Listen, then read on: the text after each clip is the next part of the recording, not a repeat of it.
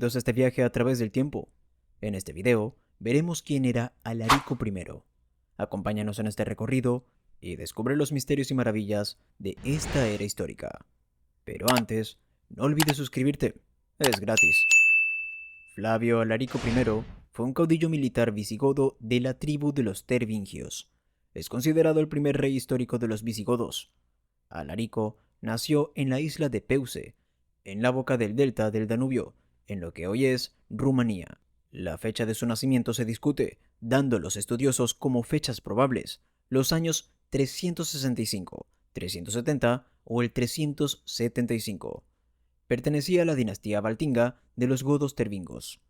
En un momento de la historia, los godos sufrieron grandes reveses contra los hunos, así que hicieron una emigración masiva cruzando el Danubio y guerreando contra Roma.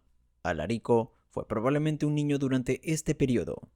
Su infancia transcurrió en el interior del Imperio Romano, pues su pueblo había conseguido un pacto con el emperador Teodosio I y estaban asentados como foederati en la zona de Mesia desde el año 382, tras los acontecimientos que llevaron a la insurrección de los godos y la derrota y muerte del emperador de Oriente, Valente, en la batalla de Adrianópolis, en el año 378. Durante el siglo IV, los emperadores romanos habitualmente empleaban foederati, tropas irregulares bajo mando romano, pero organizados por estructuras tribales. Para evitar que las poblaciones provinciales sufrieran impuestos excesivos y ahorrar dinero, los emperadores empezaron a emplear unidades reclutadas de tribus germánicas. El más amplio de estos contingentes sería el de los godos, a quienes en el año 382 se les había permitido asentarse dentro de las fronteras imperiales, manteniendo amplio grado de autonomía. Alarico acaudilló un ejército visigodo aliado de los romanos entre los años 387 y 395.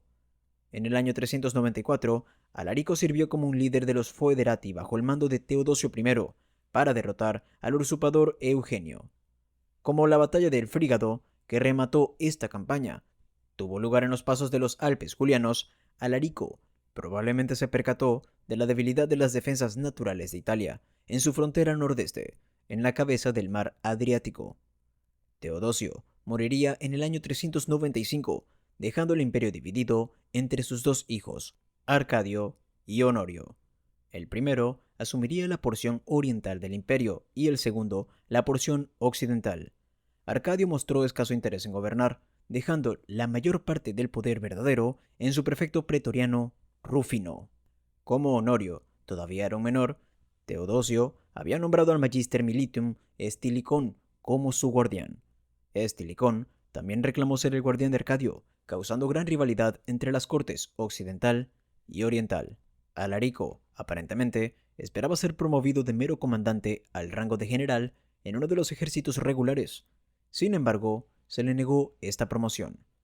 Para los visigodos asentados en la Baja Mesia, ahora parte de Bulgaria y Rumanía, la situación era propicia a la rebelión, y esto les impulsó a alzar a Alarico sobre el escudo y proclamarle rey. Todavía no lo sabía, pero el rey Flavio Alarico iba a ser crucial en el proceso de descomposición del Imperio Romano de Occidente. Alarico decidió golpear primero al Imperio Oriental.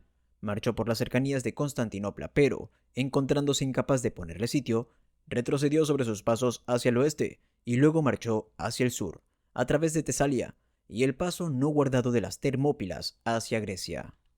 Rufino intentó negociar con Alarico en persona, pero solamente logró suscitar sospechas en Constantinopla de que estaba compinchado con los godos. Estilicón entonces marchó hacia el este contra Alarico. Hostigado por Alarico se vio forzado a replegarse. Estilicón estaba en una posición para destrozar los godos cuando Arcadio le ordenó, influenciado por Rufino, dejar Iliria. Estilicón tenía problemas con Arcadio y con la creciente influencia de su favorito Rufino.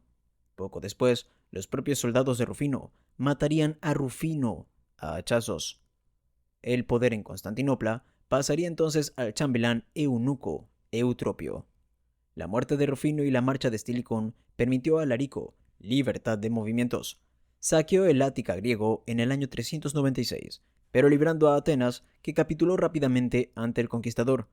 Luego penetró en el Peloponeso y capturó sus ciudades más famosas, Corinto, Argos y Esparta, vendiendo a muchos de sus habitantes como esclavos. Alarico entonces cruzó el Golfo del Corinto y siguió con el saqueo de Grecia hacia el norte a Epiro. Aquí continuaría con su conducta violenta hasta que el gobierno oriental lo nombró Magister Militum per Illyricum, dándole el mando romano que deseaba, así como la autoridad para reabastecer a sus hombres con los arsenales imperiales. El joven emperador Arcadio encontraría una solución pactando con los visigodos y consiguió asentar a Alarico y sus gentes en Iliria, zona que pertenecía por entonces al Imperio Oriental, pero que se disputaba por la parte occidental por su proximidad a Italia. Con ello, consiguió trasladar el problema visigodo de la zona oriental del imperio a la occidental, al alejar al peligroso Alarico de Constantinopla. En el año 400, envalentonado y descontento con sus nuevas tierras, quizás ansioso de poder, Alarico marchó sobre Italia. Si te está gustando el video, no olvides darle like y suscribirte. Fue probablemente en el 401 cuando Alarico invadió por vez primera a Italia, originalmente con la intención de pedir un cargo más cercano a Roma. Alarico tenía una fascinación por la Edad de Oro de Roma e insistía a sus correligionarios en que lo llamasen Flavius Alaricus. Flavius Alaricus difundió la desolación por la Italia septentrional, aterrorizando a los ciudadanos de Roma. Esta vez sería frenado por Estilicón, quien lo derrotó el 6 de abril del año 402, en la definitiva batalla de Polentia, hoy en el Piamonte. Fue una victoria costosa para Roma, pero detuvo con efectividad el progreso de los godos, forzando a Flavius Alaricus a retirarse de Italia. La esposa de Alarico supuestamente fue tomada prisionera después de esta batalla. No es irracional suponer que él y sus tropas se vieran obstaculizados por la presencia de grandes cantidades de mujeres y niños, lo que dio a su invasión de Italia el carácter de una migración humana. Después de otra derrota ante la ciudad de Verona, Alarico dejó Italia, probablemente en el año 403. No había penetrado en la ciudad, pero su invasión de Italia produjo importantes resultados. Hizo que la residencia imperial pasara de Milán a Rávena, e hizo necesario que la legión vigésima Valeria Victrix se retirara de Britania. Es probable que Alarico y Estilicón tratasen una tregua o alianza para hacer frente a los problemas que estaban destruyendo la parte occidental del imperio. Vándalos y godos en el norte de Italia, insurrección de las tropas de Britania y pronunciamientos de militares que se proclamaban césares, y además suevos, vándalos y alanos cruzando el Rin en el año 406. Alarico se había hecho amigo y aliado de su otrora oponente Estilicón. Para el año 407, el distanciamiento entre las cortes oriental y occidental se había hecho tan amargo que amenazaba con la guerra civil. Estilicón propuso usar las tropas de Alarico para reforzar la pretensión de Honorio a la prefectura de Iliria. La muerte de Arcadio en mayo del año 408 hizo que prevaleciera una postura más suave en la corte occidental, pero Alarico, que ya había entrado en Epiro, exigió de una manera algo amenazadora que si de repente se le exigía desistir de la guerra, entonces debían pagarlo bien, lo que en lenguaje moderno se llamaría costes de la movilización. La suma que señaló era bastante alta, 4.000 libras de oro. Bajo una fuerte presión ejercida por Estilicón, el senador romano consintió finalmente en pagarlo. 3 meses más tarde, Estilicón y los ministros principales de su partido fueron traicioneramente asesinados por orden de Honorio. En la inseguridad que se apoderaría de toda Italia, las esposas y los hijos de los foederati fueron asesinados. En consecuencia, los godos se pasaron a Alarico y acudieron a su campamento, con lo que se incrementó considerablemente el tamaño de su fuerza a alrededor de 30.000 hombres, además de unirse en su marcha sobre Roma para vengar a sus familias asesinadas. Alarico los guiaría cruzando los Alpes Julianos, y en septiembre del año 408 se encontraba frente a las murallas de Roma, sin ningún general capaz como Estilicón que la defendiese, y empezó un bloqueo estricto. Esta vez no se derramaría sangre. Alarico confió en el hambre como su arma más poderosa. Cuando los embajadores del Senado solicitando la paz intentaron intimidarlo con lo que podrían llegar a hacer los ciudadanos desesperados, se rió y dio su célebre respuesta: cuando más espeso el heno, más fácil se corta. Después de mucho negociar, Los ciudadanos, hambrientos, estuvieron de acuerdo con pagar un rescate de 5.000 libras de oro, 30.000 libras de plata, 4.000 túnicas de seda, 3.000 cueros teñidos en escarlata y 3.000 libras de pimienta. Así terminó el primer asedio de Alarico en Roma. Los visigodos de Alarico, aprovechando la débil situación del Imperio de Occidente, fuerzan al emperador Honorio a refugiarse en la inexpugnable ciudad de Rávena y marchan de nuevo sobre Italia. Intentaron llegar a un acuerdo con Honorio. Por muy exorbitantes que fueran los términos de Alarico, habría recibido mejor consejo si le hubieran dicho que se lo concediera. Honorio, sin embargo, rechazó ver más allá de su propia seguridad, garantizada por los diques y las marismas de Rávena. Todos los intentos de llegar a una negociación satisfactoria con el emperador fracasarían, y entonces Alarico, después de un segundo sitio y bloqueo de Roma en el año 409, llegaría a un acuerdo con el Senado. Alarico, de nuevo superado por las maquinaciones del enemigo, marchó hacia el sur y comenzó su tercer asedio de Roma. Aparentemente la defensa era imposible. Hubo sospechas, no del todo acreditadas, de traición. La sorpresa es la explicación más plausible.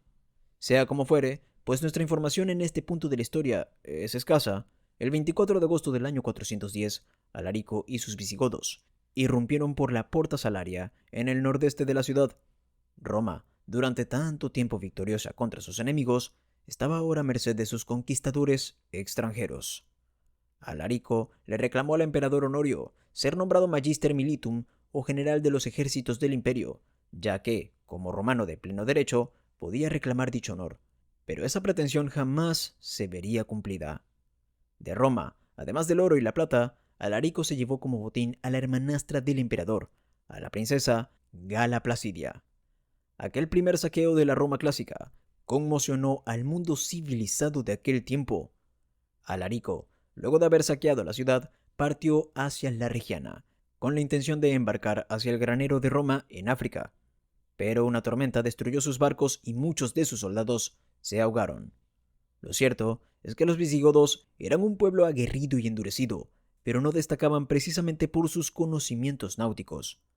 Alarico encontraría la muerte prematuramente en Cosenza, a una edad de 35 o 40 años, posiblemente debido a una fiebre producida por malaria. Su cuerpo fue, según la leyenda, enterrado en el lecho del río Busento, de acuerdo con las prácticas paganas de su pueblo visigodo. Para ello, desviaron el curso del río Busento a su paso por Cosenza y enterraron a Alarico y su tesoro en algún punto de su lecho, devolviendo luego el río a su curso normal y matando a los esclavos que realizaron la obra para que jamás se revelara su ubicación. A la muerte de Alarico le sucedió en el mando del ejército godo su cuñado Ataulfo, quien se casaría con la hermana de Honorio y antiguo botín de guerra, Gala Placidia. Si te gustó este video, no olvides suscribirte y activar las notificaciones para ver más contenido como este.